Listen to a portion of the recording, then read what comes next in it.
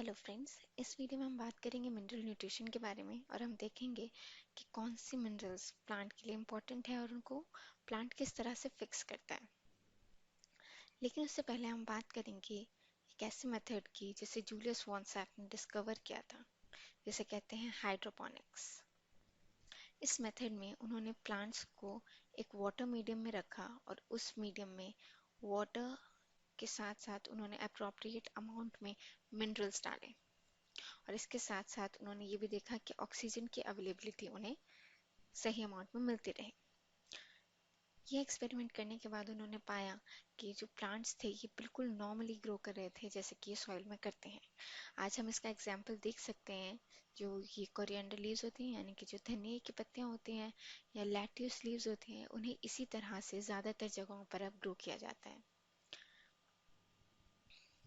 लेकिन हमें ये पता कैसे चलेगा कि किस अमाउंट में हमें किस एलिमेंट को डालना चाहिए और वो एलिमेंट उसके लिए एसेंशियल है भी कि नहीं। जैसे कि कुछ एलिमेंट्स होते हैं जैसे कि गोल्ड, सेलेनियम, ये बहुत सारे प्लांट्स होते हैं जो अपने अंदर एक्यूमुलेट कर लेते हैं, जबकि इनका उसमें कोई रोल भी नहीं होता। उस प्लांट के ना तो मेटाबॉलिज्म में रोल होता है ना उसकी ग्रोथ में रोल होता है, ये बहुत कम अमाउंट में ज़रूरत होती है उन प्लांट्स को। तो ये देखने के लिए कि ये एसेंशियल है कि नहीं, हमारे पास 3 पॉइंट्स हैं। सबसे पहले, उस एलिमेंट की प्रेजेंस में वो प्लांट नॉर्मली ग्रो करना चाहिए। यानी कि अगर हम वो एलिमेंट हटा दें तो या तो वो नॉर्मली ग्रो नहीं करेगा या उसकी जो रिप्रोडक्टिव साइकिल है वो हैम्पर हो जाएगी। दूसरा, वो नॉन रिप्लेसेबल होना चाहिए, यानी कि उसकी जगह कोई और एलिमेंट उसका फंक्शन ना कर पाए।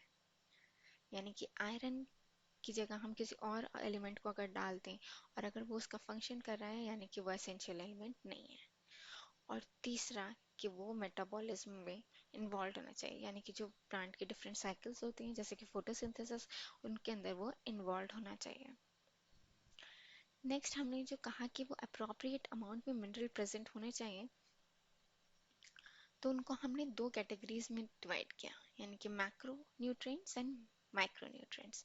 मैक्रो न्यूट्रिएंट्स का मतलब है कि वो एलिमेंट 10 मिलीमोल पर ग्राम ड्राई मैटर से ज़्यादा होना चाहिए, तो वो मैक्रो न्यूट्रिएंट्स के अंदर आएगा। जैसे कि carbon, hydrogen, oxygen, phosphorus, sulphur, potassium, calcium, magnesium. Carbon, hydrogen और ऑक्सीजन, ये तो हम नॉर्मली भी कह सकते हैं मैक्रो न्यूट्रिएंट्स में आएंगे, क्योंकि इनका सबसे ज़्यादा यूज़ होता है। जैसे कि ग्लूकोज में ये तीनों ही प्रेजेंट होते हैं, फोटोसिंथेसिस में मेनली ये तीनों इन्वॉल्व होते हैं। दूसरा है फास्फोरस, सल्फर, पोटेशियम जो होता है वो स्टोमेटा की ओपनिंग एंड क्लोजिंग में इन्वॉल्व होता है। कैल्शियम जो होता है सेल वॉल लैमेला में प्रेजेंट होता है। मैग्नीशियम तो सेंट्रल एटम होता है क्लोरोफिल का। जैसे हीमोग्लोबिन का सेंट्रल एटम आयरन होता है, इसी तरीके से क्लोरोफिल का सेंट्रल एटम मैग्नीशियम होता है।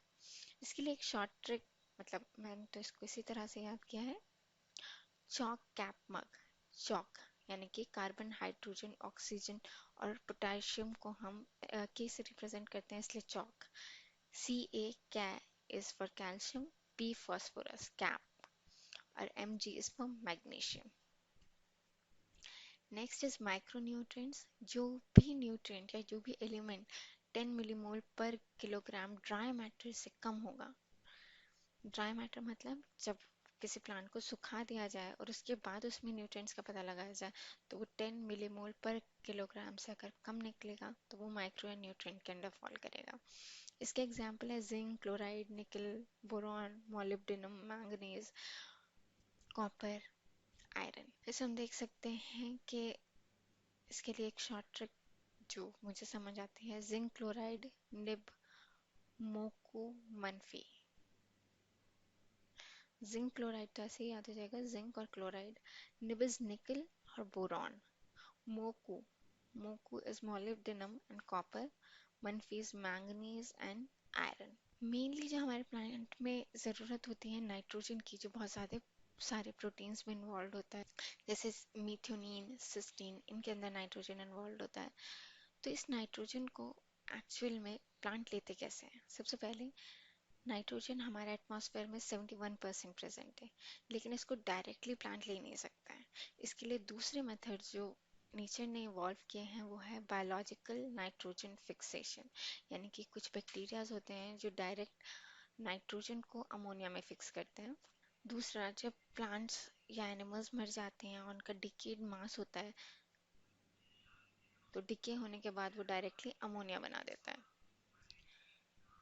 अमोनिया से नाइट्राइट का जो प्रोडक्शन होता है वो होता है बैक्टीरिया के थ्रू, जिसका नाम है नाइट्रोसोमनास। नाइट्राइट से नाइट्रेट बनना, इसका जो ये जो कन्वर्जन होता है वो होता है थ्रू नाइट्रोबैक्टर के थ्रू। नाइट्रेट सबसे सिंपलेस्ट फॉर्म है जो प्लांट डायरेक्टली सॉइल से ले सकता है। ऐसे डाई नाइट्रोजन के फॉर्म में तो ले नहीं सकता है, लेकिन ये नाइट्रेट के फॉर्म में प्लांट डायरेक्टली सॉइल से ले सकता है। अगर नाइट्रेट वापस से कन्वर्ट हो जाते हैं डाई नाइट्रोजन में थ्रू सूडोमोनास एंड थायोबैसिलस, ये दोनों बैक्टीरिया इन्वॉल्व होते हैं, इस प्रोसेस को कहते हैं डीनिट्रिफिकेशन प्रोसेस। डाई नाइट्रोजन को डायरेक्टली नाइट्रेट में लाइटनिंग के थ्रू कन्वर्ट किया जा सकता है। नेक्स्ट है नाइट्रोजन फिक्सिंग बैक्टीरिया, उन बैक्टीरिया के बारे में जो नाइट्रोजन को फिक्स करते हैं और जो फ्री लिविंग है। सबसे पहले फ्री लिविंग में एरोबिक बैक्टीरिया आते हैं, जिनके एग्जाम्पल है एजोटोबैक्टर एंड बीचेनिकिया।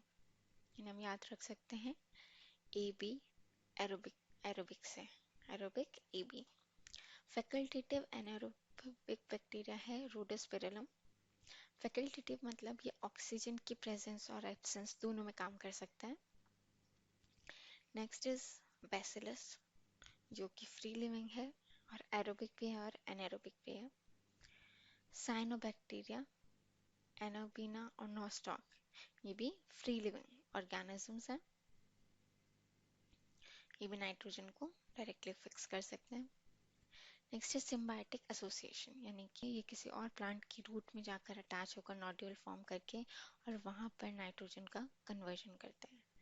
मेन है इसमें राइजोबियम और फ्रैंकिया, जो कि सिम्बायोटिक एसोसिएशन शो करते हैं। ये फ्री लिविंग है होकर भी कर सकते हैं या फिर ये सिम्बायोटिक एसोसिएशन में भी कर सकते हैं। फ्रैंकिया जो होता है वो नॉन लेग्यूमिनस प्लांट की रूट्स में पाया जाता है, जैसे कि एलनस।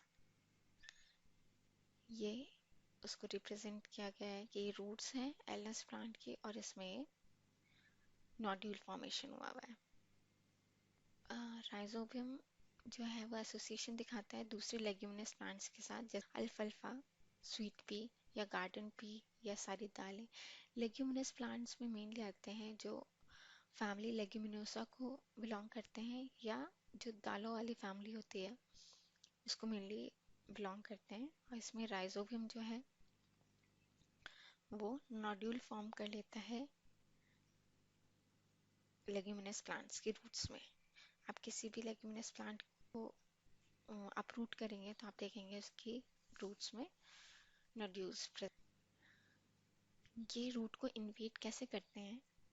राइजोबियम सबसे पहले रूट टिप पर एक्यूमुलेट हो जाते हैं और इसको कर्ल करना शुरू कर देते हैं।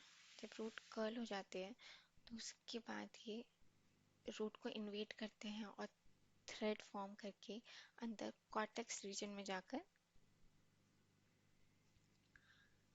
वहां पर नोड्यूल फॉर्मेशन शुरू कर देते हैं। नोड्यूल फॉर्मेशन दो मेन रिक्वायरमेंट्स जो है वो है नाइट्रोजिनेज एंजाइम, जो अमोनिया नाइट्रोजन का कन्वर्जन करता है अमोनिया में, और लेग हीमोग्लोबिन जो एक ऑक्सीजन स्कैवेंजर है। ऑक्सीजन स्कैवेंजर मतलब कि वो ऑक्सीजन को वहां प्रेजेंट नहीं रहने देता,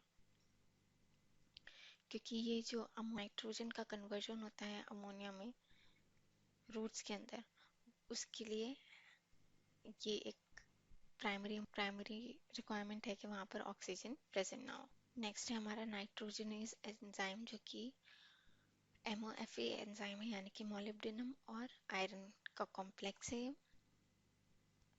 यही मेनली एक वो एंजाइम है जो कन्वर्जन करता है। ये नाइट्रोजनेज कॉम्प्लेक्स है जो डाइनाइट्रोजनेज रिडक्टेज और डाइनाइट्रोजनेज एंजाइम इन दोनों का कॉम्प्लेक्स है। ये मेनली रिडक्टेज दिखाया गया है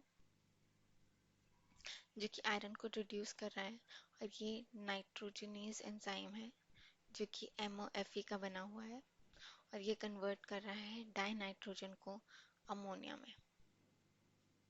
इसके लिए जो ATP यहाँ से प्रोवाइड की जा रही है थ्रू डाइनाइट्रोजनेज रिडक्टेज एंजाइम के थ्रू। हम यहाँ पर इसकी इक्वेशन देख सकते हैं कि कैसे नाइट्रोजन अमोनिया में कन्वर्ट हो रहा है, और उसके लिए 12 ATP यूज हो रहा है।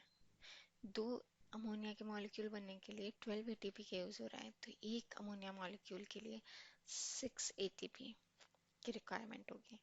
इतने ATP इसलिए लगता है क्योंकि डाई नाइट्रोजन यानी कि दो नाइट्रोजन मॉलिक्यूल्स के बीच में ट्रिपल बॉन्ड होती है, जिसको तोड़ना एक मुश्किल काम होता है। ये एक इंटरनल व्यू है नोड्यूल का, और ये पिंक अपीयरेंस जो है ये लेग हीमोग्लोबिन की वजह से है, यानी कि वही ऑक्सीजन स्कैवेंजर ये श्योर करता है कि यहाँ पर कोई ऑक्सीजन प्रेजेंस ना हो, ताकि नाइट्रोजनेज एंजाइम काम कर सके।